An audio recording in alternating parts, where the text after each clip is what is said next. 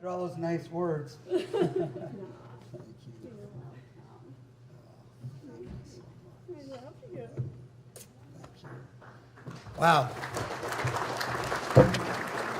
Well, for a guy that was considered not very smart in high school and, you know, probably wouldn't go very far or do anything, I certainly picked the right person to introduce me to something because they make me look very good. So if you're ever going to get an award, get your daughter or son or somebody to do it because it worked out really well for me. I just got to, first of all, thank the committee for picking me for being in this Hall of Fame. I cannot tell you how much this means to me. And I'm going to try and do this without crying. I got only 5 minutes. And anybody that knows me, for me, I can't talk 5 minutes. I have to talk 55 minutes and then usually 55 minutes more. But I will do as best I can here. Obviously, I'm very ADHD, and that's why I went into teaching and coaching. And I did it because nobody understood me in high school.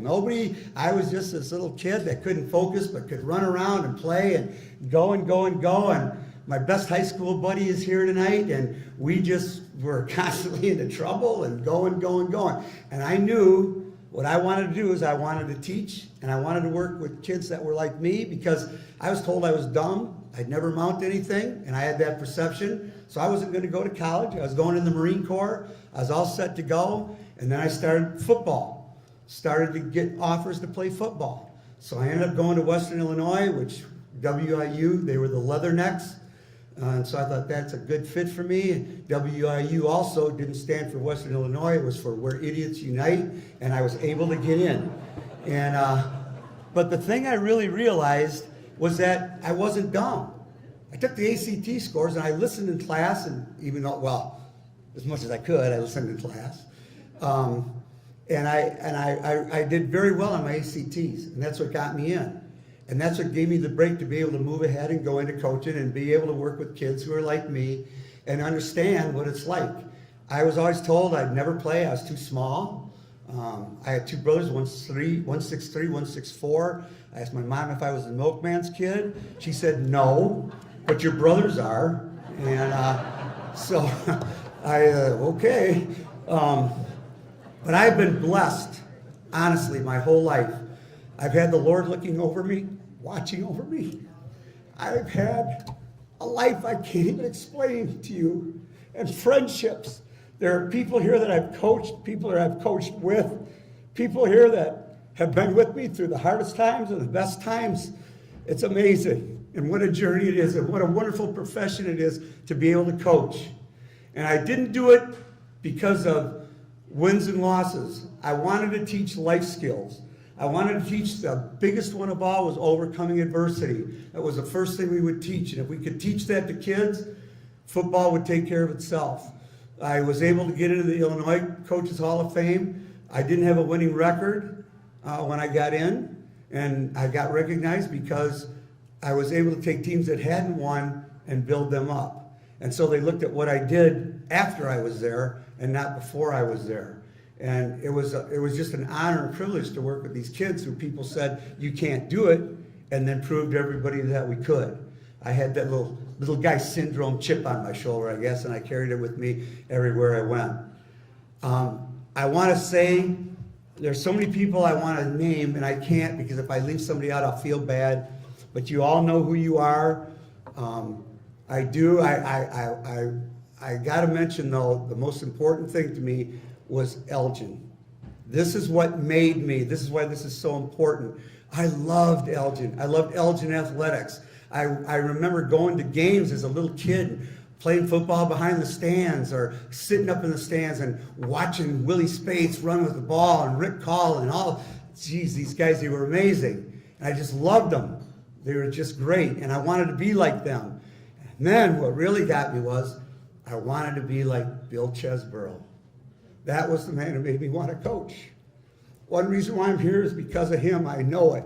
Because he wanted me in here. And I think people respected that. And I just loved that man. And he had a way that he could talk to you in the locker room. And anybody that played for him, and a couple of you guys did, he would speak to you, but he was speaking to the team. But he felt like he was going right at you. And it was you he was talking to, and whoa, you better shape up, or you better. He taught me that no matter what, you can always come back and win. Thornton, when we were sophomores, he had those undefeated teams. We were down by 2 scores with less than 2 minutes to go in the game, and we won the game, which made me, as a kid, a believer that it's true. It's never over till it's over. He told us we could win, and we went out and we still did it.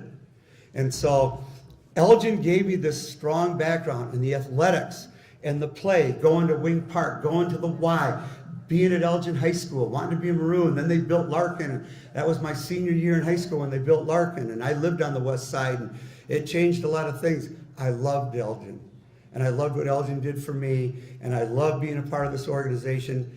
Pete Kovacs is one name I'm going to mention, because if it wasn't for Pete, he's the guy that talked me into applying, who said I should be in there, made me believe I should be in here. I didn't think I deserved this. And if it wasn't for Pete, I probably wouldn't be here. So thank you so much, Kovacs family. Thank you to my family, to my friends and coaches, and all of you, because it takes a city to raise somebody. Well, it took a city to raise me. And thank God that it was Elgin. Thank you very much for putting up with me. Thank you. Oh, wait, I do have one thing I got to do. I'm sorry, I got to do this. As a kid, I dreamed a lot. I had a big imagination, and I dreamed, and I want to leave just one thing with you. This is something that I wrote, and it's about the 3 dreams, okay? And this is how I thought as a kid, okay? It says, in sleep dreams, I take flight to soar the skies throughout the night. I can breathe underwater like a fish. Whatever I want is in a wish. Sometimes scary, I get so wary. I may awake in fear, shaking in my eye a tear. So real, but not. Sleep dreams are a crazy lot. In daydreams, my mind will wander to thoughts of life, so much to ponder. I'm lost in a thought of focus and wonder, romantic visions, heroic thunder. Bewildered, befuddled, amazed and spellbound, a steadfast focus locked in my world, I hear no sound. Whimsical fantasies, serious thought of what could be real, but mostly not. Oh, great imagination, you make life fun, but back to reality I always run. So real, but not. Daydreams linger a while, and then are forgot. Those who embark for a dream live a life of hope. It makes each day better and easier to cope. Some dreams may get shattered, but the adventure is what mattered. Dreams we chase are real to me, a chance of something I want to be. These dreams are a vision, a desire in my mind. Just hoping for them won't get me my fine.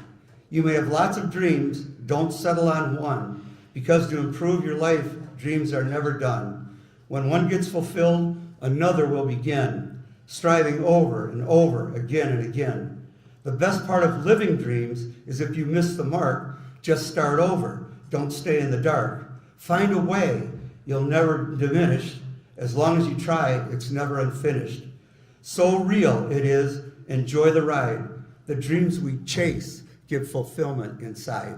Thank you.